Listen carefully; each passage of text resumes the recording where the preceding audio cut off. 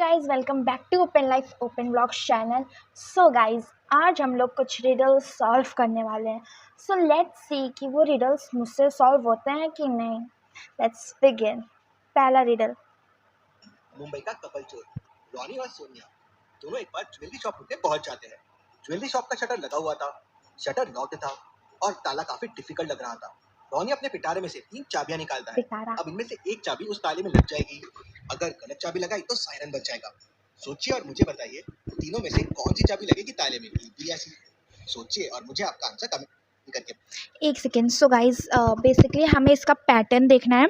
सो pattern से तो बहुत इजी है। सो एक इस तरफ है, एक इस तरफ है एंड एक इस तरफ। ए वाला है गाइस। आप अपना आंसर कमेंट करो कौन सा ए वाला है। ए वाला। ए।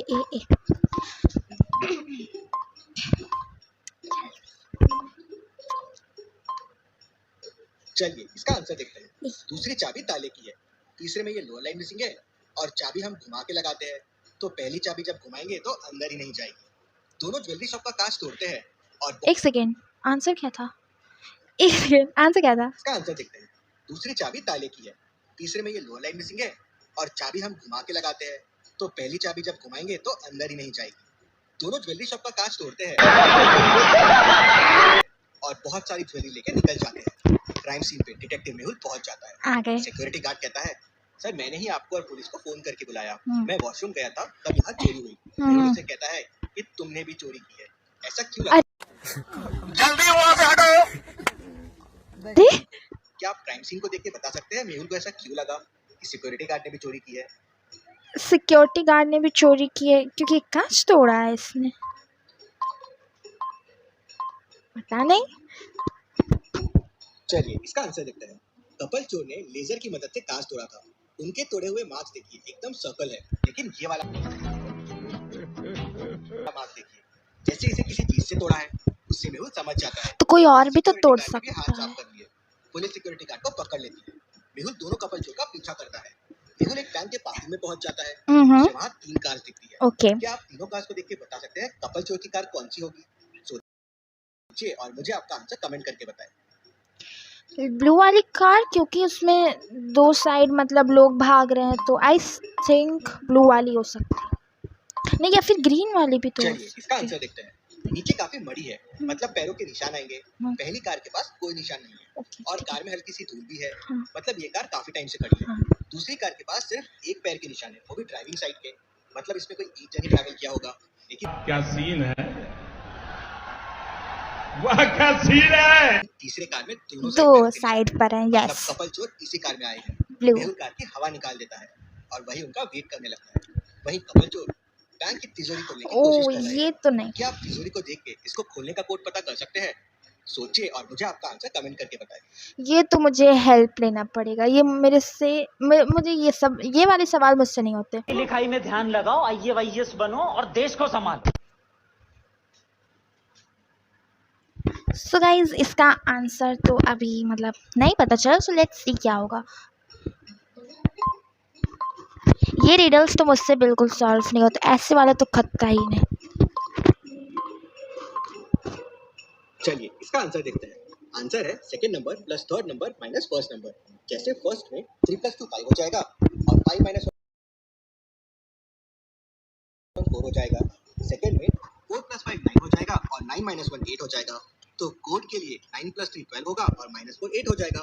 सोनिया कोड 8 प्रेस करती है तो लॉकर खुल जाता है। वहां से पूरा कैश लेके वो अपनी कार में पूरा ले लिया। तभी मेहुल का ध्यान उन पे जाता है।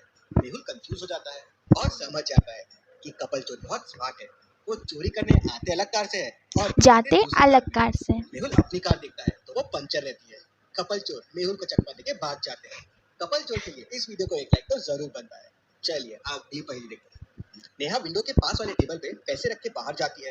वापस आती है तो उसके पैसे वहाँ से मिसिंग होते हैं। उसे बहुत गुस्सा आता है और वो अपने दोनों नेबर से पूछताछ करने जाती है। पहले शाम के यहाँ जाती है तो शाम कहता है, मैं तो सुबह से सो रहा था, कोई काम नहीं था मेरे पास। बारिश की आवाज सुनी थी 1 घंटे पहले, लेकिन वो तो बंद हो गई थी।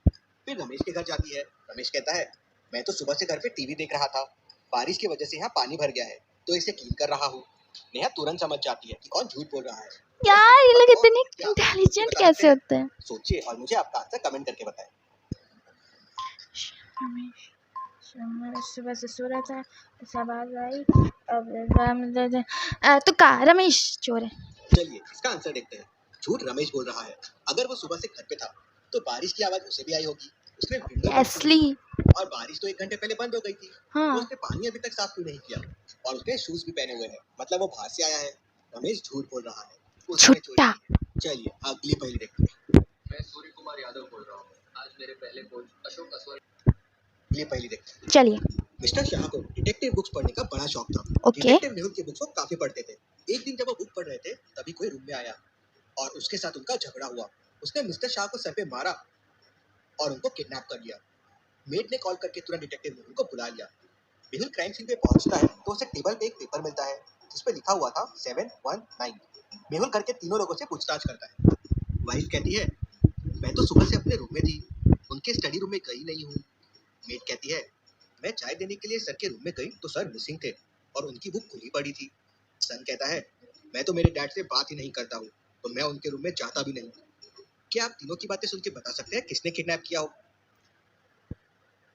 एक सेकेंड, इसमें क्लू है 719, wife maid and son. Okay, so wife कहती है कि वो सुबह से गई नहीं, मेड कहती है वो चाय बना रही थी, एंड सन कहता है वो उससे बात ही नहीं करता है। क्लू है 719, सन उससे बात नहीं करता है। क्यों नहीं करता है? आई थिंक इट्स उसका बेटा। लेट्स फिर से अपना दिमाग चलाते हैं। मुझे मतलब जी, डाउट आ मुझे रहा है, आपका क्यों आंसर कमेंट ये नहीं करके पता। बताएं। मेड भी तो हो सकती है। क्लू 719। चलिए इसका आंसर देखते हैं। क्लू में लिखा हुआ है 719। 7 का S, 1 का O और 9 का N बन जाएगा सन। मेहुल ये क्लू समझ जाता है और सन को पकड़ लेता है।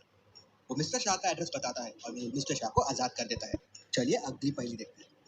रिया खजाने की खोज में आगे बढ़ रही थी लेकिन बहुत सारा स्नो में चारों बढ़ रही तरफ थी। स्नो ही स्नो था।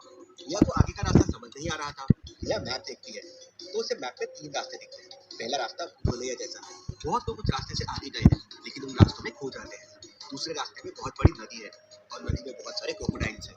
इन क्रोकोडाइल्स की वजह से नदी पार करना बहुत मुश्किल है। तीसरे रास्ते में दुनिया के सबसे बड़े माउंटेन्स हैं जिनको चढ़ के क्रॉस करना नामुमकिन है। तो सोचिए और मुझे बताइए कौन सा रास्ता लेगी रिया? 2 या 3 सोचिए और मुझे आपका आंसर कमेंट करके बताइए। उसको 1 लेना चाहिए क्योंकि 1 पे लोग गए हैं। अगर 1 पे लोग गए हैं तो वो अकेले तो गई नहीं होगी। मान लीजिए जाते जाते उससे कोई मिल गया तो उसके साथ आगे जा सकती है, लेकिन 2 पे जाएगी तो फिर नदी कैसे पार करेगी वो इतनी ठंड में। और 3rd पे जाएगी तो वो पहले 10 घंटे तो माउंटेन्स चढ़ेगी नहीं। अगर मैं होती तो ये करती।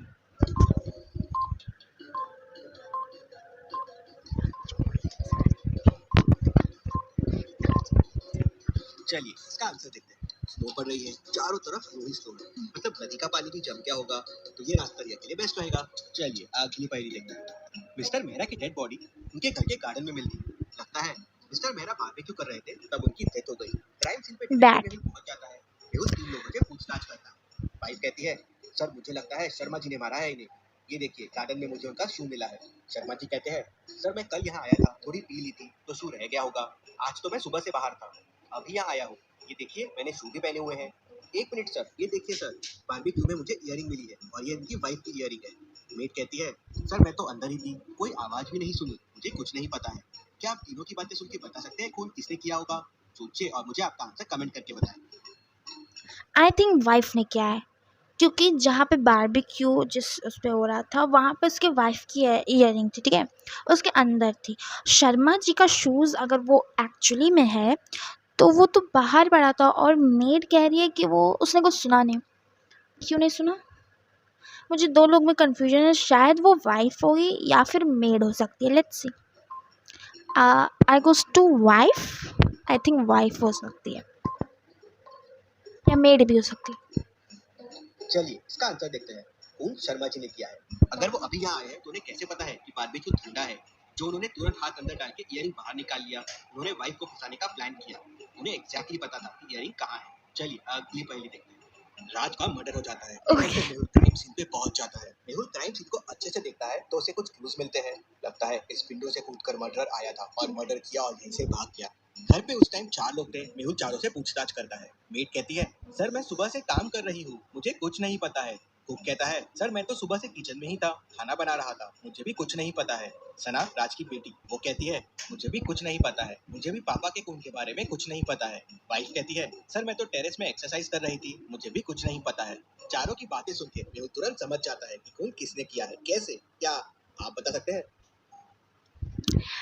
अगर मैं इसके रियली जो ये पहेली हमेशा होती है, तो आप मेड के पैर पे अगर ध्यान से देखें तो उसने चप्पल नहीं पहने हैं और फिर कुक, सना, वाइफ सबने पहने हैं। और आई थिंक जो वहाँ पे कुछ सामान भी रखा था उसमें शायद स्लीपर्स थे, लेट मी सी, उसमें थे जब राज की मौत हुई थी।